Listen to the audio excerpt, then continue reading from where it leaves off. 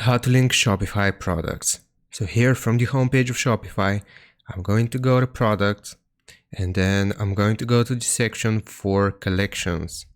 Now, if we want to link products together, we will create a collection here by clicking on this button and we can name it, for example, best sellers.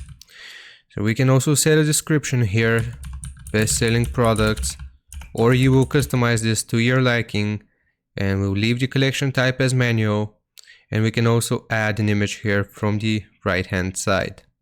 After we have created the collection, we'll click on save here and it's going to be created. Now I'm going to go back to collections here and I'm going to click on the collection itself and you will see this option to add product. So I'll do case here, which is one of my products, and I'll do NFT, which is my other product here, and I'll click on done.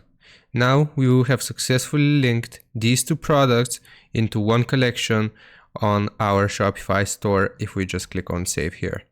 So I hope this helps you out. Leave a like and sub, and I'll see you next time.